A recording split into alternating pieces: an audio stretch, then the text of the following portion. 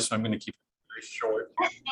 Just thanks everyone for joining us. We're excited to share our progress. The next one is just the street, the offsite. Maybe So if the you plans will need to be are not on mute, resubmitted. please put yourself on mute. You guys are working on the background. signing and striping has been approved. Street lights. Anyways, I'll just get out of the way and let the team go ahead and share what they've been doing so far. Sounds good. Yeah, someone, if you're not speaking, please mute. We do have someone picking up a lot of work volume, but okay. Well, thanks, Ryan. So Jim Danfowicz, I'm the project manager for the consultant team who is supporting SJ Cog and the member agencies of Lathrop and Manteca on this project. I have Kendall Flint and Ilse from our public outreach and community engagement folks and staff at DKS. And we have Garth. And Garth, I have a hard time pronouncing your last name. So Aponitis. Nice. Joining us, and Garth is assisting and leading the truck traffic analysis. So real quick, what I'd like to do today, this is our second stakeholder meeting. And just curious, how many folks that are attending today did not attend that first stakeholder meeting? And you can show by a raise of hands on that one for us.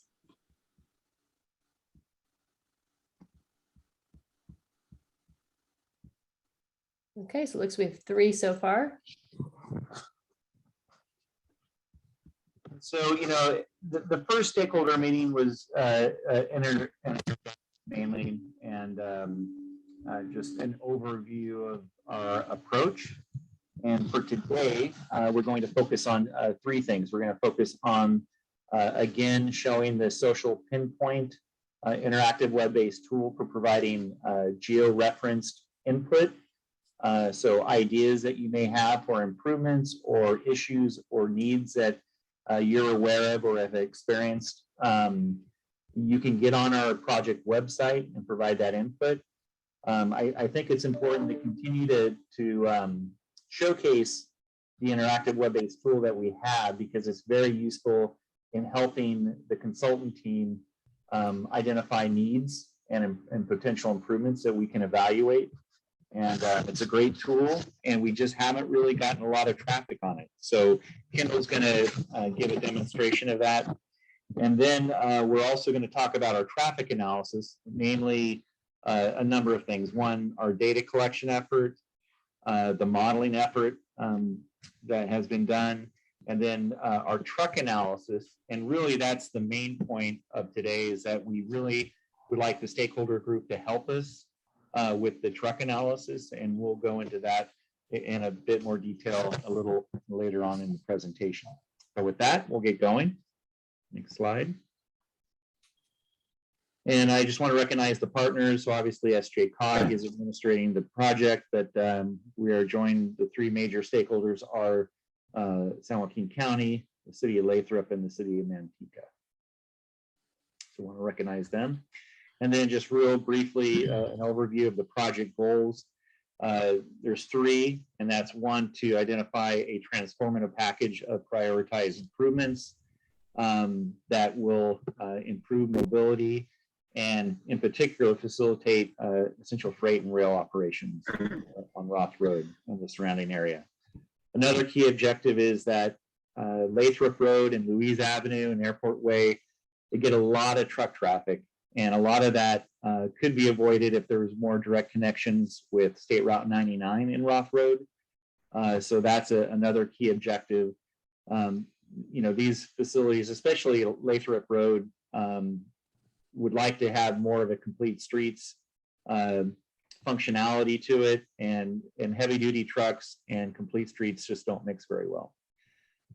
Last but not least, there is a desire to examine forming a joint powers authority to provide a administrative vehicle to fund the improvements that are identified through this study, as well as a mechanism to help fund the projects.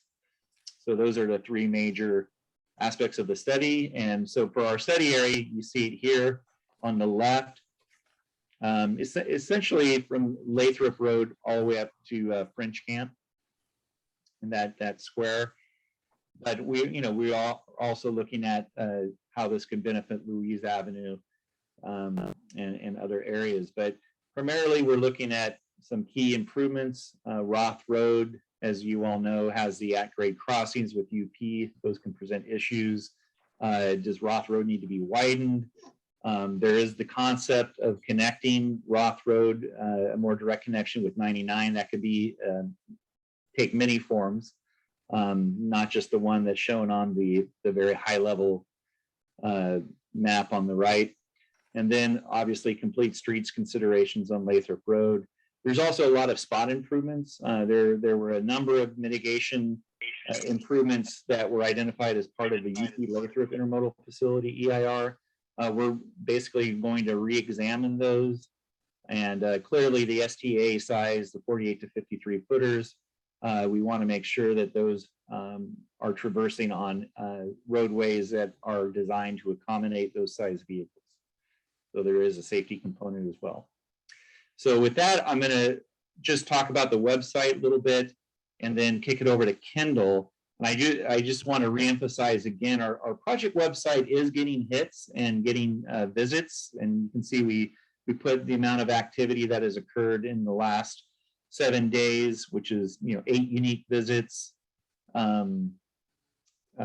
Unique in the sense that we haven't seen that IP address before.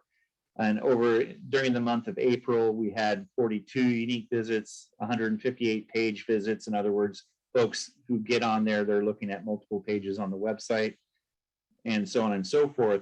But the key thing that concerns me as a project manager is that we've only received 6 comments on the social pinpoint, which is that interactive web-based tool. So I'm really hoping that this group will, after this meeting, get on and give it a whirl and get a comfort if you haven't already.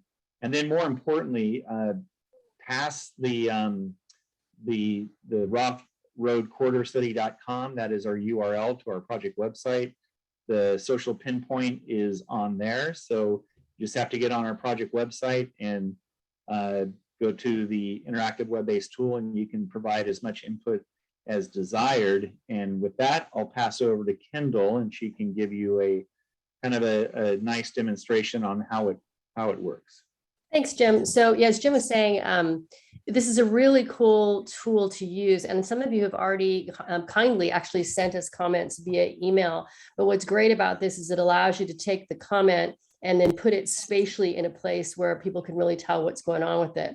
So it gives you an opportunity to either leave a photograph or drag a comment or all kinds of fun stuff on that. So I'm going to take us over real quickly to a look-see of this. And here's the actual website of what it looks like when you come on. And so when you can see here, you can take a look at all the different opportunities there are for making a comment or agreeing with someone or an improvement suggestion. This is also available simultaneously in Spanish and other languages as needed. But as you can see here, we can click on something and see here's a comment. This Lovelace facility is outdated and should be replaced. That kind of thing is great. And it also then shows us exactly where on the project area you want to see something happening. You can come over here on the left and it'll give you more information. I'm sorry to interrupt. I'm not seeing your screen. So I think. Let me stop share and reshare. Yeah. I don't know if others have the same issue. Don't. Can you see it now? Yes. Okay. I think sometimes moving from the PowerPoint to the screen, I'm on a different computer than I'm normally on. So what I was saying is that this allows you to, for example, take a look at a comment by clicking on it, but you can also make a new comment by just dragging something over to a particular area, dropping it, and you can make your comment or attach a photograph. Maybe it's a driveway or an intersection or a sidewalk or an egress or ingress place that you have a concern about. You can add your comment there and then other people can see it. Over here on the left, you can see that there's opportunities for getting more information about the project. You can also see what activity has happened thus far. These are the comments that we've received. There's also contact information. So if someone comes on here and wants to send some more information, it comes directly to me, and then I provide that out to the project team. I think as Jim was saying, what's really, many of the other projects we're working on, we are used to seeing hundreds of comments. And I think this is because it's such a specialized study that we might have seen some different things.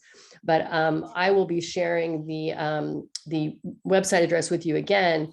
Please send this out to the other folks in your circles so that we can get more comments coming in on this. And again, this has the ability, this is our project area in here, but you could make it as large or as small as you want to in order to really go in deep on a particular spot.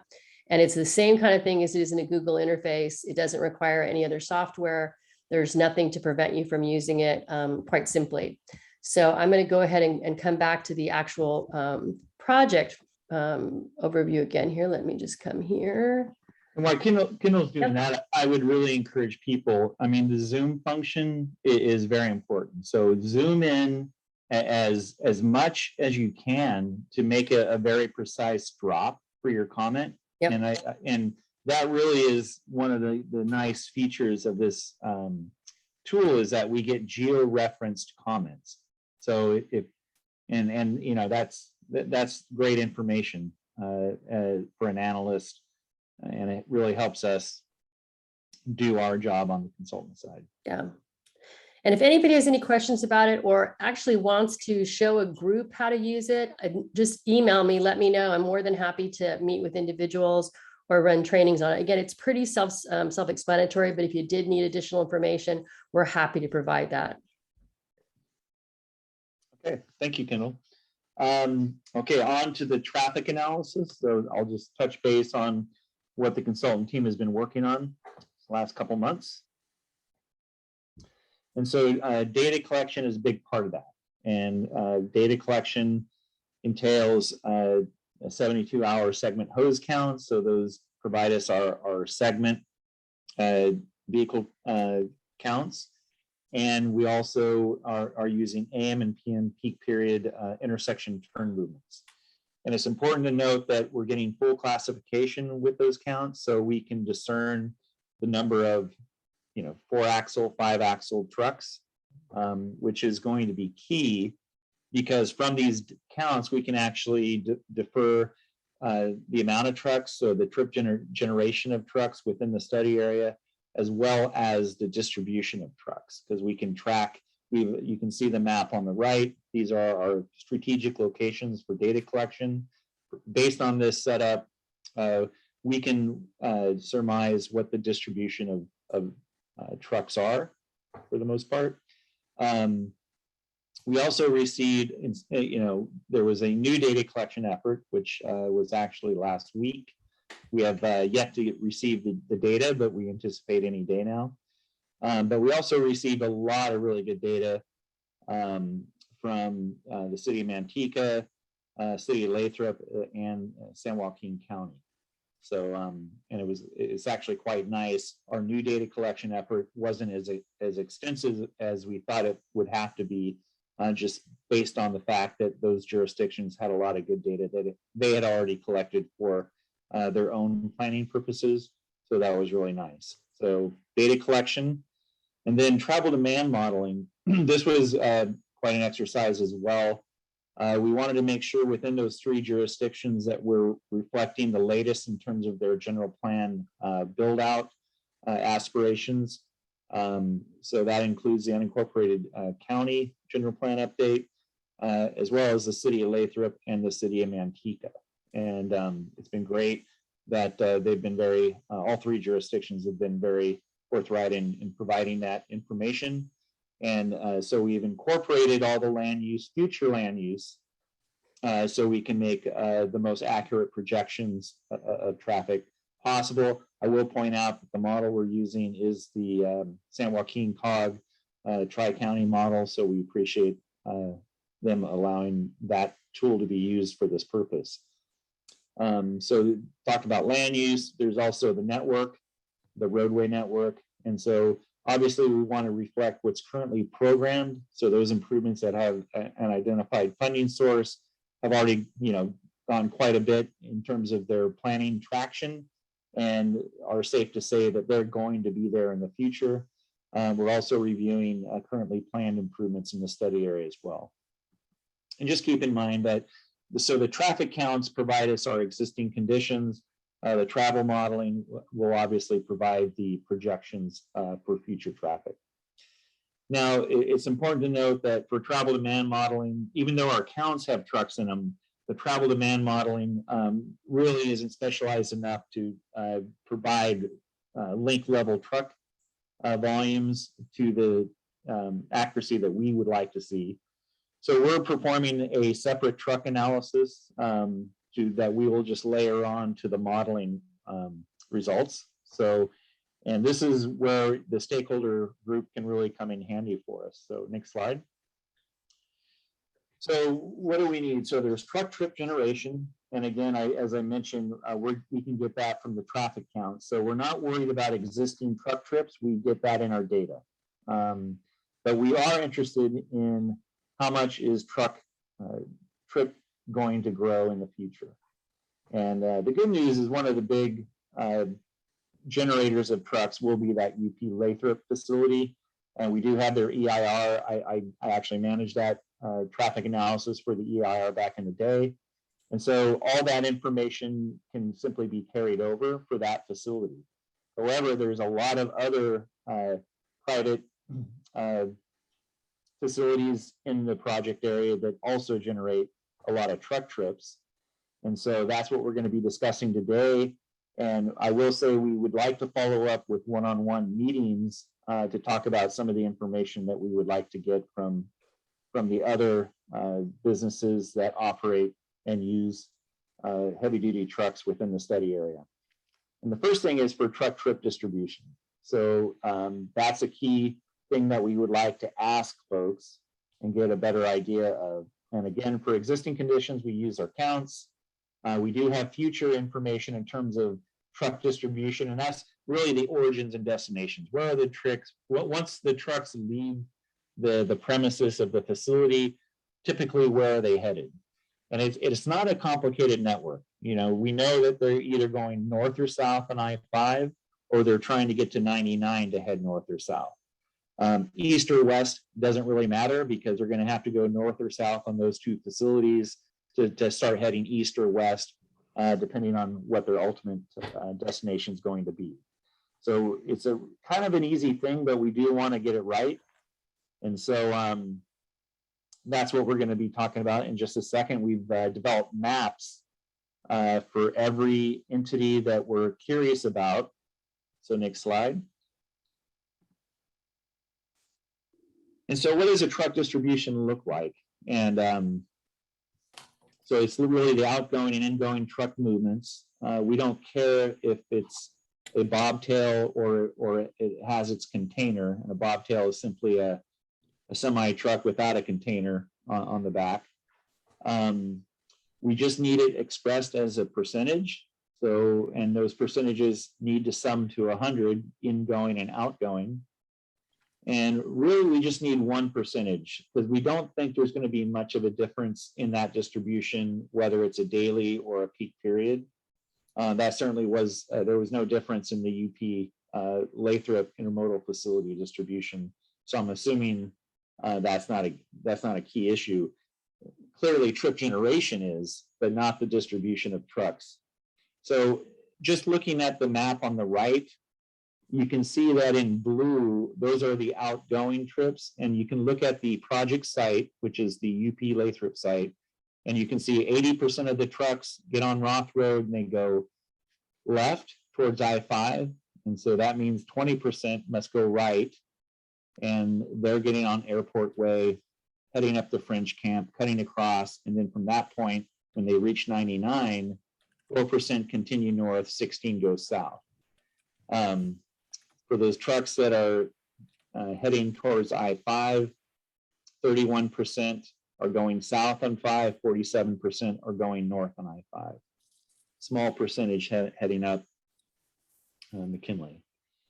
And so this is the kind of information that we're looking for for the property owners and businesses that are within our study area. And I'm just going to flip through these really quick, but I want to call out the names and let you know if there's any representatives from any of these entities that we're going to be following up with you and having you can make a copy of these maps, and it can be in crayon for all we care. Like I said, it's not a difficult thing. What percentage are going on 5 or 99 eventually, what route they're taking, and then and that's both incoming and outgoing. So we have TGS Transportation on the left here. We have the John Lawson Rock and Oil on the right. Next slide. The System Transport on the left, Sunrise Trucking on the right. There's about 12 of these, so I'm going to flip through them pretty quick. Lawrence Allegre. Thank you. Trucking, hard to read in the yellow. And then Heartland Express on the right, Center Point, and then Delicata Winery. Then New Sunshine Transportation, and then Flying J on the right. Then Loveless Materials Recovery Facility and Transfer Station, and then the Sharp Defense Depot on the right. Union Pacific, which we just talked about. And again, we'll talk to them, but we already have really good information from them. And then the Amazon facility on the right. And I would say those are the key ones. Some of these others are getting further south in our study area, but we're going to reach out to them as well. And that's George Perry and Sons. And then that one is Chima Freight Lines, Amazon Delivery, and what does that one say? Big Express. Okay, good. And so, and Garth, who's also on this call, and Garth, I don't know if you want to say anything, but yeah, we're going to be reaching out to all these folks, and really what we're after is 2 questions. And what's your distribution of trucks, and your best shot at it. It doesn't have to be supported by surveys or hard data. I think everybody has a sense of where the trucks are going and coming from into their facility, a general sense, and that's all we're looking for. And then another key question is, just based on your own knowledge of the facility, do you see truck traffic and truck trip generation growing, and if in the future? And our out year is about 2042. So approximately 20 years from now. So that's going to be the only other question is, what is your estimate of truck trip generation growth? Is it going to increase by 10%, 15%, or 20%, or some other number? So that's going to help us develop this truck layer that once we have the truck trip generation growth, we can apply that to the counts. We can then distribute it into the network and then layer that onto the travel demand modeling results. So I'll stop there. Is there any questions? This is John Lance at Centerpoint. I was just going to mention, I think the Amazon you're pointing to is the existing XLFC facility, which is actually our building that they lease from us. So if you're needing assistance, I can probably figure out who handles transportation there, and they can comment. But our holdings here go basically all the way from Roth south to Tactical Way, and then there's some properties to the south that we used to own that we recently sold off. And then we're working on a connector road between the north end and the south end of the park. That'll be kind of our last infrastructure improvement that we're supposed to start construction on here in about a week. No, and that's good information. And yeah, these maps weren't intended to be, the exact footprint of your facilities, but thank you for that correction. That internal road connection, will that modify where trucks enter and exit the facility? Yeah, so all trucks within our park will have to use intermodal drive to get to Roth Road, to the signalized intersection at Roth Road. We're gonna, everyone has to stay off of the airport.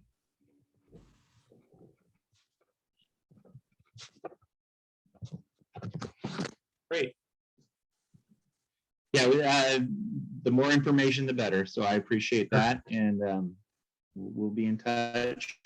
And we're hoping that these 2 or 3 questions you could probably 15 minutes. We definitely want to defer to the folks who know. So previous slide, Kendall, real quick. So yeah, I just want to say, in terms of once we have the truck and the modeling overlay with one another, we can then proceed to operations. So next slide. Oh, there you go. One more.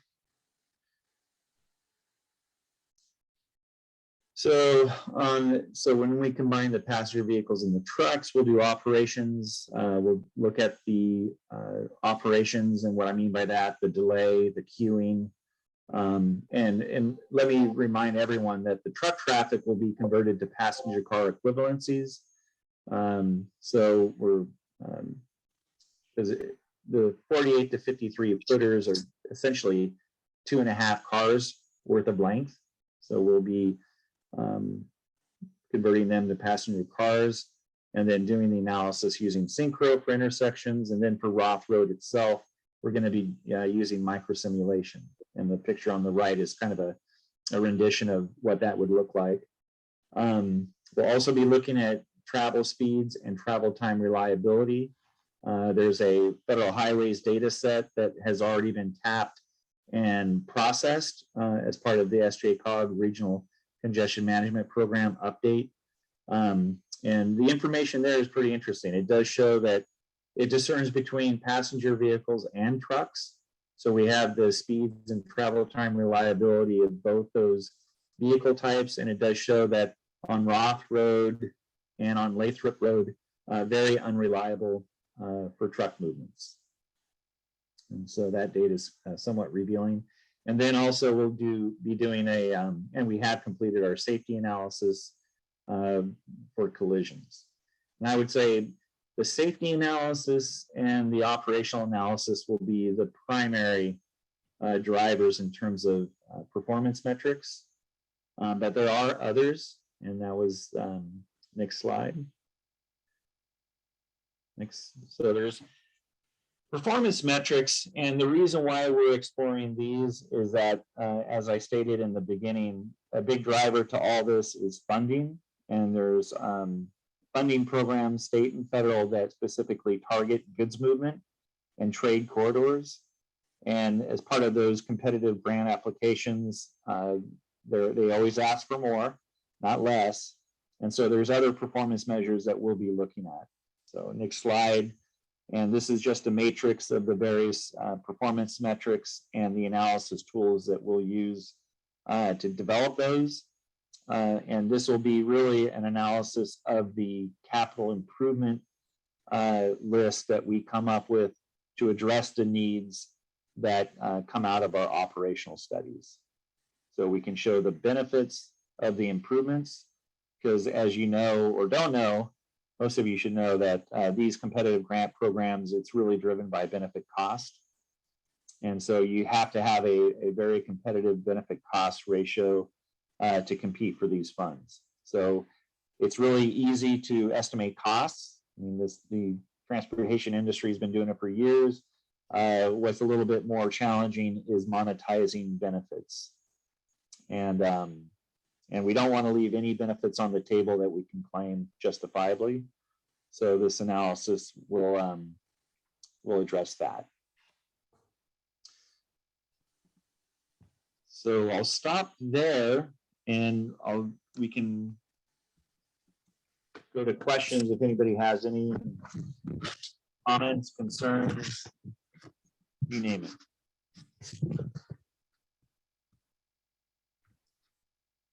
I have some questions. This is Steve Harum. I represent Delicata Winery, and I also represent the Port of Stockton, although I'm not appearing today on their behalf. And my client at Delicata is also here, and they may wish to comment as well. I have a couple of comments. I'm not sure how you can start studying this until you've evaluated the truck traffic from the harvest season.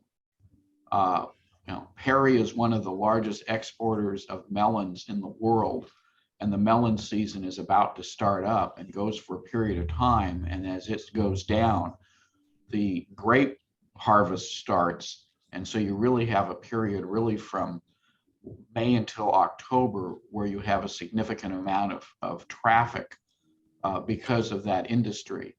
And to look at truck traffic now is the equivalent of studying the traffic from an athletic stadium, an NFL stadium, when there's no football game going on. It's not going to give you a realistic evaluation of what that is. And I think it's important to understand what the truck traffic is during the periods where you have the most truck traffic. Otherwise, the study is essentially illusory. Second, I continue to be troubled and not understand the relationship of this study to the Manteca General Plan and to a lesser extent the Lathrop General Plan. And as you well know, by state law, Government Code Section 65-300 sub B, the circulation plan has to be correlated to the land use plan. And Manteca is currently in the process of updating its general plan. Well, what happens if this study comes to one conclusion, but the city has already adopted its general plan and has land use elements in place? And particularly the concern is that there's a significant intrusion of residential in and around these truck-oriented uses. And we should not forget the Lovelace facility, because anecdotally, I'm told from people who live in Manteca that on weekends it's backed up for miles to try to get to Lovelace to discharge waste, and having houses around it only complicates the situation, and you have the inherent conflict of vehicles versus trucks, which you don't capture if you're looking at trucks in the off harvest season. And in as much as the city's general plan requires bicycle lanes, I don't know how you have an increase in residential traffic. You suddenly have bike lanes with kids going to and from school, and then you've got heavy trucks going back and forth. That seems to be a formula for problems. I know when I represent hospitals, I always ask the question, what is your standard for how many babies you can drop in the maternity ward every month and it's still okay? And the answer is always, well, we should drop no babies. And I think to the same extent, if you're having bike paths with children riding their bikes to elementary school, it doesn't make sense to have a lot of truck traffic at the same time. That's what the correlation rule is all about. And I see that omitted from the way you're looking at this. And I think you need to consider the inherent conflicts of the underlying land uses in relationship to what you're going to be doing with the trucking. And those are two of the major concerns. And I think you also need to, I did not see Delta College on your map either. They have a large facility, a farming facility out there. They're also affected. And I think you need to look carefully at the Lovelace facility. As you may or may not recall, in the original draft of the Manteca General Plan, their mitigation for the Lovelace substation, transfer station, was to simply have the county move it, which, assuming under California law, you could even move a transfer station, the cost of it would be in excess of $20 million. And the county then commented and said, we're not moving the station, it's staying, the transfer station. And so I think the traffic generated by it also needs to be considered as part of this. No, all great points. Appreciate it. I can address a number of them. So the seasonality, that's a great comment, and we're aware of it. And in fact, that'll be an additional question that we ask folks. So I didn't point that out. So when we ask in terms of truck trip generation, what do you anticipate how it will change in the future? We can also ask them, what is that differential in terms of peak versus non-peak truck trip generation? So that's another question that we'll be asking each of those property owners that we showed slides of. But I think the problem goes deeper than that, because I heard you say we've been conducting some of the studies and, doing some of the research now. And in my opinion, I think any research you do now on truck intensity is inherently suspect in as much as it's being done during the off season. I think you need to know what the truck traffic is during the harvest period, which unfortunately, to prove that God has a sense of humor, the melon season is first and then the grapes come. So it's not just a 6-week period, it's a 4 to 5 month period. And we're just approaching it now, and any work you've done to date, I think, is inherently suspect because it's at the low period instead of at the high period. Right, and then you're referring to our counts, and so unfortunately, that is a limitation that we just have to accept. We just can't. We don't have the budget to go and count. No, you don't have to. No, you don't have to accept bad data. I mean, what you're telling me is you've got bad data. I mean, if you're looking at it during the low season, you're inherently going to come to the wrong conclusions, and the entire matter is suspect. Bad data is bad data. Well, let's put it this way: it's not bad data. It may not be representative of the absolute peak condition, and so we'll recognize that. Which is the definition of bad data? Yeah, would you just define bad data for me? Sure, but keep in mind the counts aren't going to drive our recommendations. It's going to be the forecast. And so if we correct that, or at least address it in a better way as part of our forecast, which I had mentioned, that's really far more important than what the counts show. The counts provide essentially a baseline for operations. And granted, the good news is that the data that we received from Antica and Lathrop, we know that the time periods and the days that data was collected.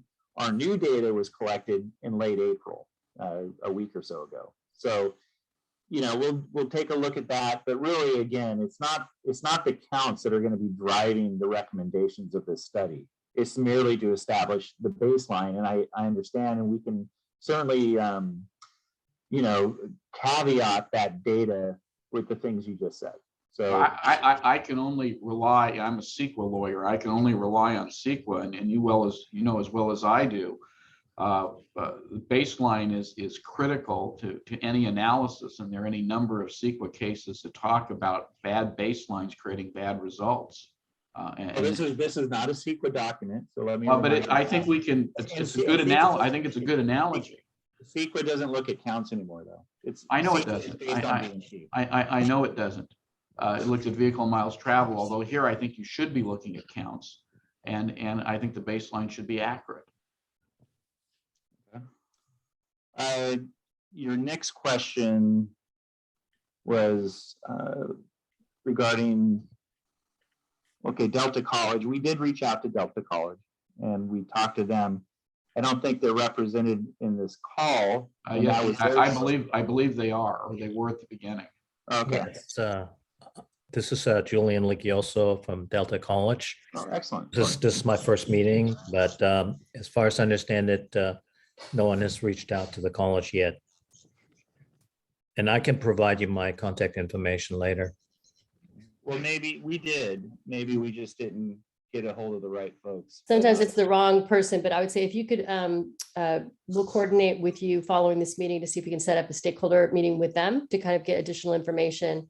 And either Ilse or myself will be following up with you after this meeting. Okay, very good. And I think one thing I just want to point out for a lot of these things, I mean, the fact that you're here at this meeting kind of illustrates to me that the college knew about the meeting. So we're trying to find the right people, and it sounds like you're the right person that can help facilitate that discussion with those folks as we move forward. So I appreciate you making the time to be here today. Could I make a comment? Sure. Yes, sure. Yeah, I relative to the activity, for example, at the winery, I would presume they have excellent records on how many trucks come into the winery each and every day. And with that data, they could just be folded into the truck study, which is being done at a different time of the year. So maybe that's something to consider. As far as the college, which is a wonderful location, you know, it's a pretty quiet place. There's not too much that goes on there in the way of vehicles coming and going. The last comment I have is on the study that you showed with the truck counts.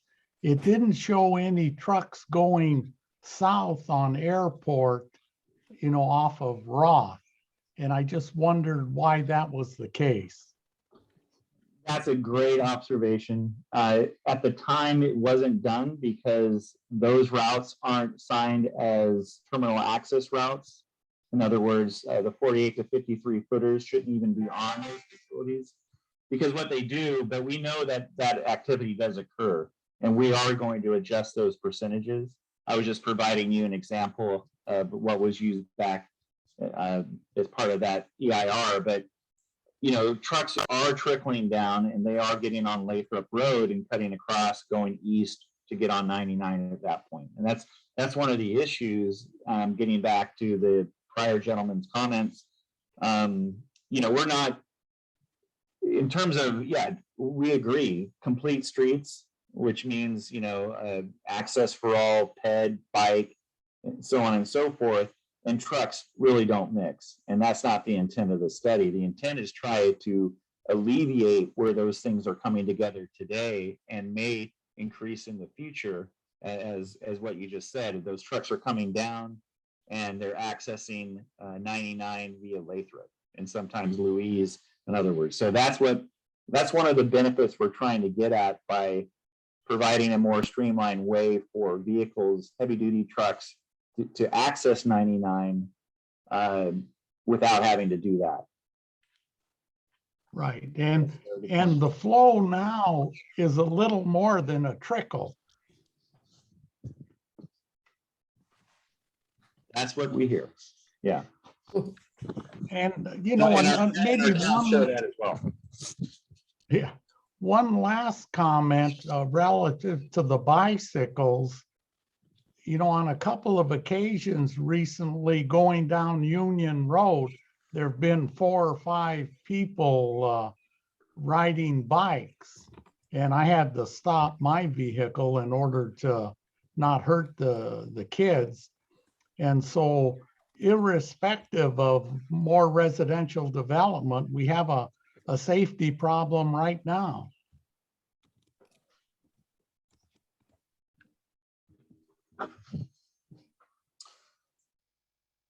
Thank you. Yeah, and in response to that, I will point out that when we're reviewing the currently programmed and planned improvements, that's a multimodal review. So it's just not roadway projects. So we'll be looking at ped and bike improvements that have currently planned or programmed improvements already in SJCOG's RTP, Regional Transportation Plan. So we'll be looking at all modes in terms of what's on the books right now for the study area and be you know, addressing those as needed. And just as a reminder for everybody, that's the exact type of comment that's perfect on the social pinpoint site, that you can drop a comment and say, these are a concern that we have for bike and pedestrian safety in this area or in this area, whatever it might be. And then we can correlate that with the technical data.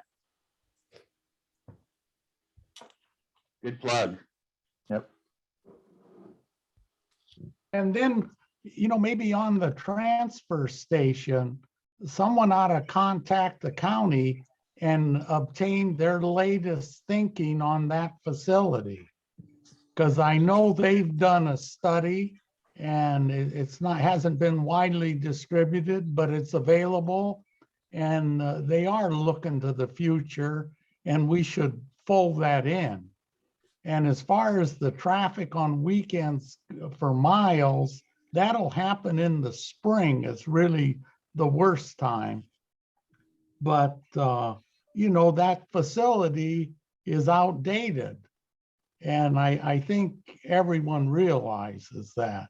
And someone's just going to have to make the hard decision and the right decision to deal with it. Adding to that, I think maybe JD could provide DSK with a copy of the letter that the county wrote with respect to the original draft EIR, indicating that the transfer station is not going anywhere and they intend to keep it there and they're not going to move it and fund the $20+ million to relocate it. And it might be helpful to have that as part of the information as you do this study. And that's available from the city of Manteca.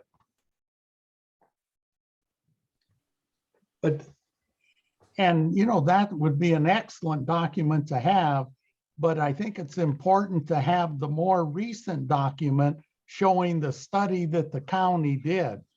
Because there's a lot of confusion on this, and I think there's more going on than people really realize. And the idea of moving a transfer facility over time isn't a unique and novel idea. It's happened thousands of times throughout the United States, maybe millions. Just a reminder, Jim, we've got about 10 more minutes in this session. We can extend if everybody wants to, but just if we're going to be. Sure. I think we're making good time. Circling back to the city of Manteca. So I just want to follow up with that. So we have been coordinating with Peer and Peers, who is the firm that is helping the city do their general plan update. And we have been working with them to make sure that our land use assumptions are consistent with theirs. And we've even agreed to, once our projections are completed, we're going to be sharing those with Peer and Peers and vice versa. And so we're doing everything we can to make sure that that at least they're somewhat commensurate and they make sense in terms of what is being projected in the future as a result of the city of Manteca's ongoing general plan update. Yeah, but that was not the focus of my comment. My comment was not whether the information was being consistently applied. It was the temporal problem existing, that it's very likely that the general plan will be updated before the Roth road study is issued. And my concern is, what if the Roth road study suggests conclusions which may be prohibited because the city has already enacted a general plan and has created a conflict between the two, between the general plan and the Roth road study. They need to be correlated. And that's what we're doing. Maybe I wasn't clear. We are correlating our efforts. Well, but Fair and Pierce are the traffic people. They're not the planning people. Well, they have to listen to the planning people to do their work. So, but we are working with the city of Manteca and Fair and Pierce, coordinating those efforts. So and I think you brought up this point last time. It was very appreciated, and it created that need to make sure we coordinate. So, those concerns are valid, and we're very much aware of them and doing everything we can to make sure they're consistent.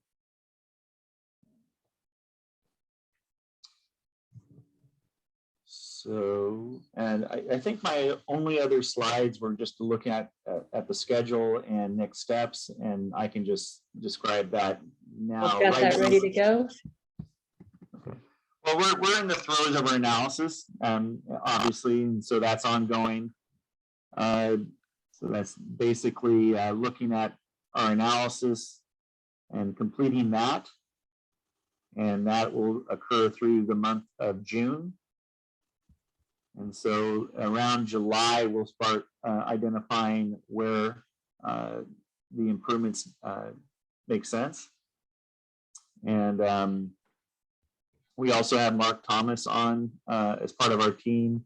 At that point, probably around June, they'll be coming on board to develop conceptual, getting ready to develop conceptual design for the improvements that are identified. And we will be exploring many options. Clearly, there's improvements that there can be any one of several options. For instance, the connection or a more salient connection with 99. That can occur in a number of different ways. And so we'll just be analyzing each that has a plausible, it's a plausible improvement. They'll vary in their benefits and their ability to divert trips, so on and so forth. At least we'll be generating that information regardless of what option is ultimately decided as the preferred. but that will be the subject of future stakeholder meetings. So right now, we're just kind of queuing you up in terms of what the analysis is looking like and what it's using. In the next stakeholder meetings, we'll actually be coming back to show you the results and start running by improvement concepts by the group. In the meantime, as Kendall mentioned, now that you have the time before all that happens, please get on the interactive web-based tool and start providing your ideas and input on what you think would be good solutions. And if you don't know what the solutions are, but you know where the problems are, we want to hear that too. So if there's a location, a specific location where there's a safety issue or an operational issue, that particularly if it involves trucks, we want to hear about it. And you have Ryan's contact information, myself, and Kendall. And I think we have 5 minutes left, so I'll kick it back over to Ryan. Could I just ask one, on your previous slide, did I read that correctly, that there'll be a draft report in November of this year? That sounds about right. So I think that's what the critical path looked at. Is that so? I read that correctly. Yeah. Yes, and the that is entire correct. presentation, as well as the meeting itself, will also be available on the website, so you can print that out and take a closer look at it at your leisure.